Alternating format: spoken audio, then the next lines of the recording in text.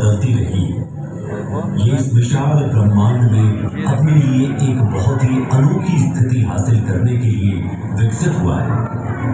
इसकी विशिष्टता इसी तथ्य में है कि जहां तक हम जानते हैं, ये एकमात्र ऐसा ग्रह है जिसमें जीवन शामिल है। ये अपने सबसे दुर्गम इलाकों में भी जीवन का पोषण करता है।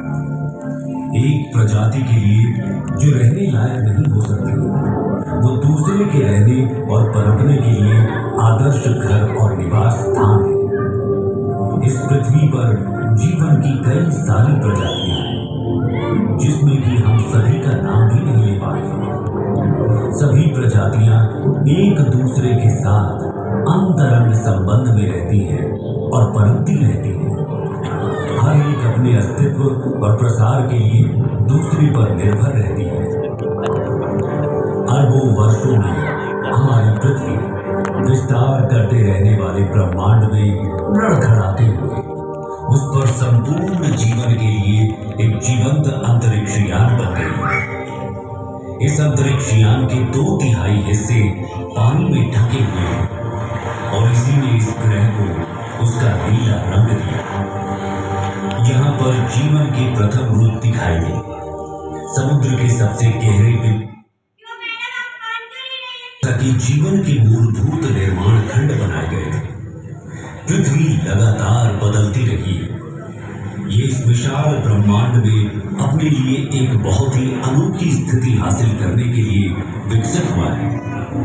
इसकी विशिष्टता इसी तथ्य में है कि जहां तक हम जानते हैं, ये एकमात्र ऐसा ग्रह है जिसमें जीवन शामिल है।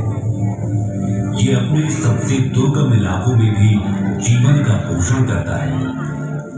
एक प्रजाति के लिए जो रहने लायक नहीं हो सकती, वो दूसरे के रहने और पनपने के लिए आदर्श घर और निवास स्थान है। इस पृथ्वी पर जीवन की कई सारी प्रजातियां हैं, जिसमें कि हम सभी का नाम भी नहीं ले पाएंगे। सभी प्रजातियां एक दूसरे के साथ अंतरंग संबंध में रहती हैं और पनपती रहती हैं। हर एक अपने अस्तित्व और प्रसार के लिए दूसरे पर निर्भर रहती है।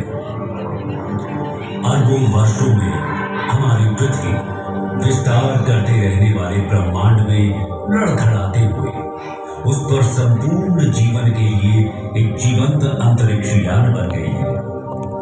इस अंतरिक्ष यान के 2/3 हिस्से पानी में ढके हुए थे और इसी ने इस ग्रह को उसका नीला रंग दिया।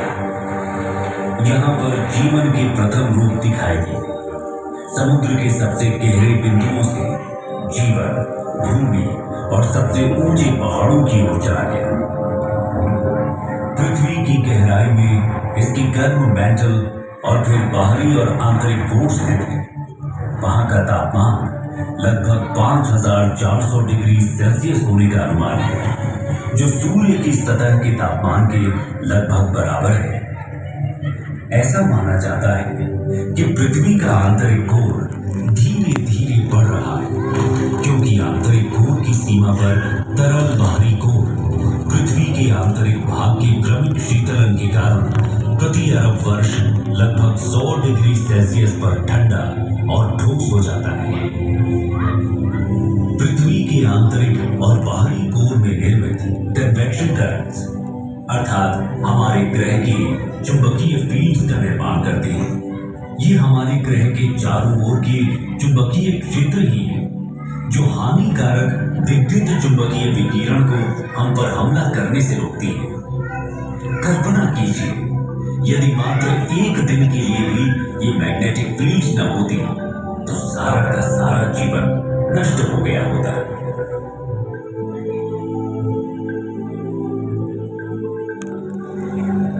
महासागरीय धाराएं समुद्री जल की निरंतर निर्देशित गति है, जो उस पर कार्य करने वाली कई शक्तियों द्वारा उत्पन्न होती है, जिसमें हवा, तापमान, टूटती लहरें, गहराई की रूपरेखा और तटरेखाएं, साथ ही अन्य धाराओं की दिशा और ताकत के साथ इसका इंटरैक्शन शामिल है। ये समुद्री धाराएं ही हैं जो वैश्विक कन्वेयर बेल्ट बनाती हैं और उन क्षेत्रों के तापमान को प्रभावित करती हैं जहां से वे यात्रा करती हैं। धरती मां ने अपने ऊपर जीवन को पनपने देने के लिए अरबों वर्षों में स्वयं को विकसित किया है। उसने ये सुनिश्चित करने के लिए तत्वों के साथ बेहतरीन संतुलन बनाया है कि इसकी कई प्रजातियों के बच्चों का अस्तित्व हमेशा बना रहे। परंतु जैसे जैसे हम मनुष्य बड़े होते रहे, हम और भी अधिक शक्तिशाली होते गए। जब तक कि हम अपने ग्रह के प्रति अधिक सचेत नहीं होंगे, तो जो ज्ञान हमने प्राप्त किया है वो अंततः हमें नष्ट भी कर सकता है। हम मनुष्यों को शक्तिशाली होने के बावजूद अपनी बढ़ती आबादी को संसाधन उपलब्ध कराने के लिए पृथ्वी का शोषण करने के लिए अधिक मजबूर होना पड़ेगा और अपने मूर्खतापूर्ण उपभोग के कारण कई प्रजातियों को बर्बाद कर चुके हैं। पृथ्वी ने हमें पहले से ही चेतावनियां देना शुरू कर दिया है। प्रमुख जलवायु परिवर्तन, ध्रुवीय टोपी का पिघलना, जो कि हमारे मीठे या ताजे पानी का सबसे बड़ा भंडार है, न केवल उसके भंडार को बर्बाद करता है बल्कि पृथ्वी की ऊपरी तह को भी विकृत करता है, जिसके फिर दूरगामी परिणाम होते हैं। हम अपनी भूमि के उपजाऊपन को कम कर रहे हैं और इसकी हमें उपज देने की क्षमता चिंताजनक दर से कम हो भी रही है।